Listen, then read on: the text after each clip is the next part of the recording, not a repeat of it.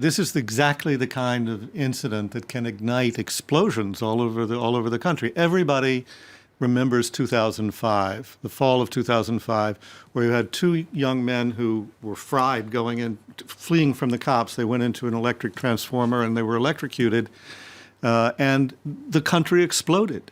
How many calls did I get? Is Paris burning? And the answer was, yeah, outside of Paris, it's burning like hell. The whole country was in flames. All the banlieues, all of these exurban places where people have been pushed out to live, exploded. That's exactly what they're worried about now. That's why Hollande goes and stands by his bedside. That's why a former cop says, yes, we got to worry about the victim. Also, there's some preposterous stuff coming out here. The lawyer for the cop who's accused said that somehow he accidentally raped this guy with a baton, and the guy's got in hospital. It's clear he's seriously injured. There's no allegation here. He was assaulted. Was it more intentional, less intentional? The heat of the moment. He was seriously injured, and there's no way to get around that. We've talked a lot about police violence in the United States. Is it the same in France, or is it different?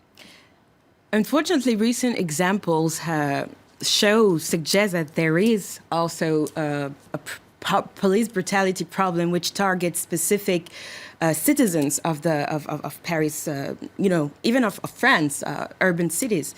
So there is, I will cite racial profiling. There is racial profiling. Many organizations have been doing a lot of statistics, despite the fact that ethnic statistics are forbidden by the Constitution. But nevertheless, associations have been doing so and have been proving that there is a racial problem within the police. And more importantly, these associations suggested during the presidential campaign in 2012 that the police, upon ID control of citizens, gives back a receipt to the person in order to ensure that the normal process, the control was normal.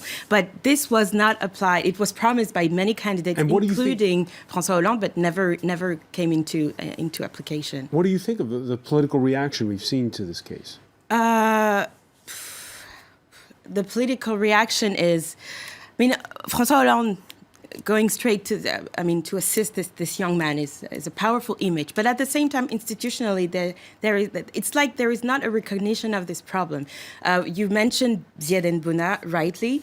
In justice, the policemen were acquitted. Thank you.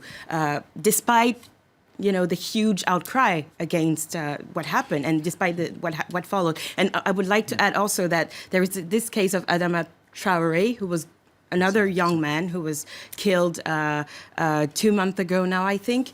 He died in police custody. And up until now, it's been very difficult for the prosecutor, for the judiciary, to admit that there had been a problem. I was going to bring up the Traoré case because I think what Christopher said is right. The political reaction here isn't necessarily to the police brutality, even if people are outraged by it. The political reaction is to the immediate burning of cars and rioting the very night thereafter, 25 arrests generally per night since then, attacks and ambushes on police patrols in the neighborhoods. So, for instance, with Traoré, there were demonstrations, but they were peaceful, and they didn't sort of create this kind of anxiety. So